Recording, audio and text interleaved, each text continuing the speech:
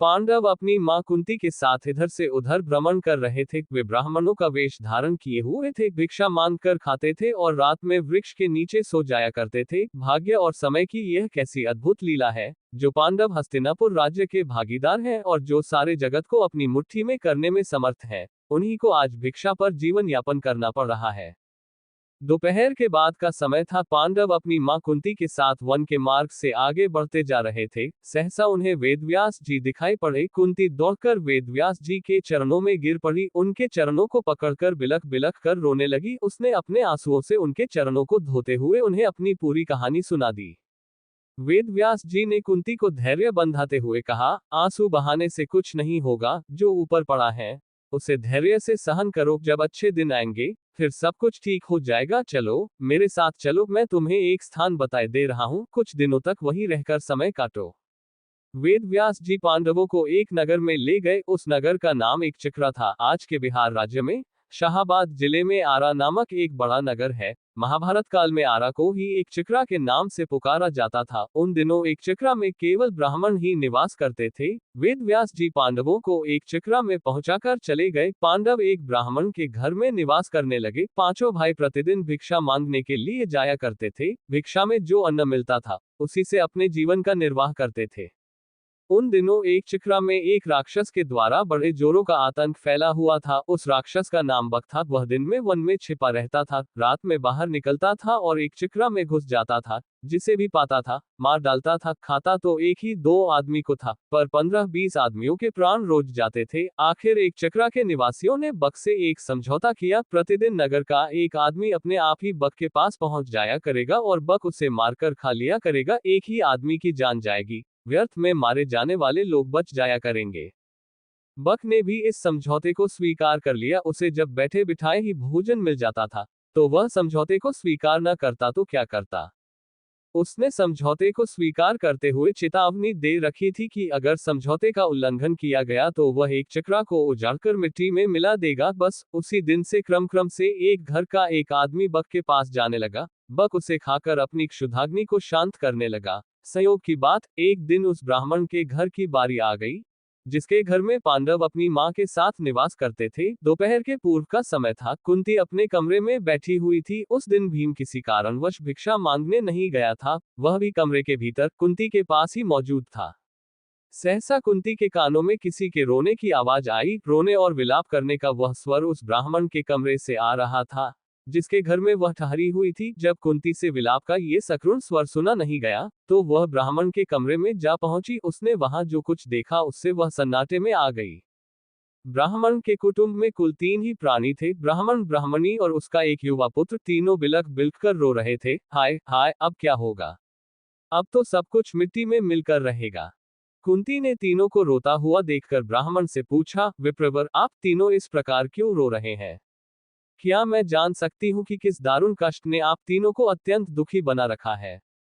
ब्राह्मण ने आंखों से आंसुओं की बूंदें गिराते हुए उत्तर दिया, बहन, तुम सुनकर क्या करोगी? हमारा कष्ट एक ऐसा कष्ट है जिसे कोई दूर नहीं कर सकता। कुंती ने सहानुभूति भरे स्वर में कहा, हम तो गरीब ब्राह्मण हैं, सच है, हम आपके कष्ट को दूर नहीं कर सकते, किंतु फिर भी सुनने में हर्ज ही क्या है। हो सकता है हम आपके कुछ काम आ जाएं।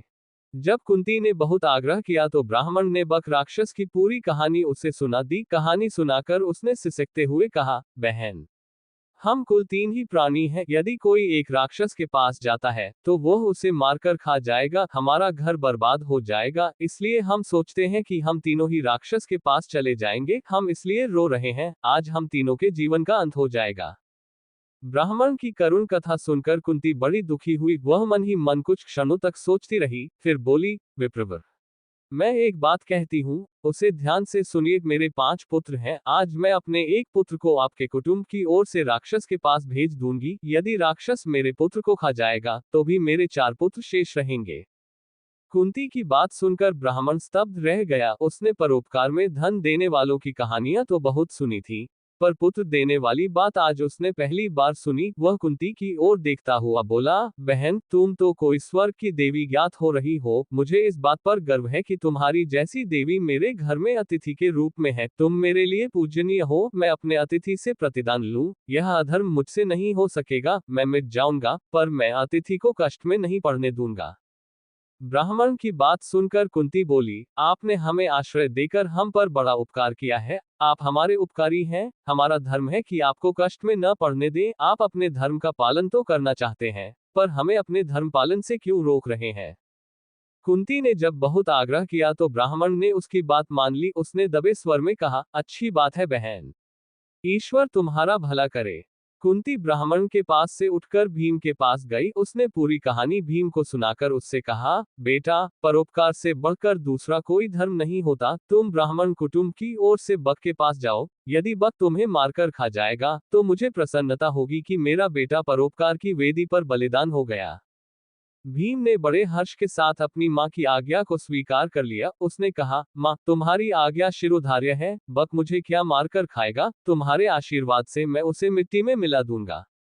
संध्या का समय था। भीम एक गाड़ी के ऊपर खाने पीने का सामान लादकर उसे खींचता हुआ बक के निवास स्थान की ओर चल पड़ा। वह बक के निवास पर पहुंचकर गाड़ी पर लदे हुए खाने के सामान को स्वयं खाने लगा। बक कुपित हो उठा। वह गरजता हुआ बोला, एक तो तुम देर से आए हो और ऊपर से मेरा भोजन खा रहे हो। इतना कहकर वह भीम पर टूट पड़ा। भीम तो पहले ही तैयार था। दोनों में मल्लयुद्ध होने लगा। दोनों की गर्जना और ताल ठोंकने के शब्दों से वायुमंडल गूंज उठा। बक ने बड़ा प्रयत्न किया कि वह भीम को मल्लयुद्ध में पछाड़ दे, पर वह सफल नहीं हुआ। वह स्वयं भीम की पकड़ में आ गया। भीम ने उसे धरती पर गिराकर उसके गले को इतने जोरों से दबाया कि उसकी जीभ बाहर निकल आई। वह प्राणशून्य हो गया। भीम ने उसे उठाकर नगर के फाटक के पास फेंक दिया। उधर संध्या समय चारों भाई भिक्षाटन से लौटे तो कुंती से सब कुछ सुनकर वे बड़े दुखी हुए। उन्होंने अपनी माँ से कहा, तुमने भीम को अकेले भेजकर अच्छा नहीं किया। हम भाइयों में वही एक ऐसा है जो संकट के समय काम आता है। कुंती ने अपने पुत्रों को समझाते हुए कहा, तुम चिंता क्यों करते हो? तुम देखोगे कि मेरा भीम बक को मिट्टी में मिलाकर आएगा। फिर चारों भाई भीम का पता लगाने के लिए चल पड़े। वे अभी कुछ ही दूर गए थे कि भीम अपनी मस्ती में झूमता हुआ आता दिखाई पड़ा। चारों भाई दौड़कर भीम से लिपट गए। भीम ने उन्हें बताया कि उसने किस तरह अत्याचारी बक को नरक में पहुंचा दिया है। भीम ने घर पहुंचकर अपनी माँ के चरण स्पर्श किए। उसने कहा, माँ, तुम्हारे आशीर्वाद से मैंने बक का संहार कर दिया। अब एक चिक्रा के निवासी सदा सदा के लिए भयमुक्त हो गए। कुंती ने भीम का मुख चूमते हुए कहा, बेटा भीम, मुझे तुमसे यही आशा थी। मैंने इसीलिए तो तुम्हें बक के पास भेजा था। प्रभात होने पर एक चिक्रा निवासियों ने नगर के फाटक पर बक को मृत अवस्था में पड़ा हुआ देखा। उन्हें जहां प्रसन्नता हुई, वहां आश्चर्य भी हुआ। बक का वध किसने किया? क्या ब्राह्मण ने? एक चिक्रा के निवासी दौड़े दौड़े ब्राह्मण के घर पहुंचने लगे। थोड़ी ही देर में ब्राह्मण के द्वार पर बहुत बड़ी भीड़ एकत्रित हो गई। ब्राह्मण के जयनाद से धरती और आकाश गूंजने लगा।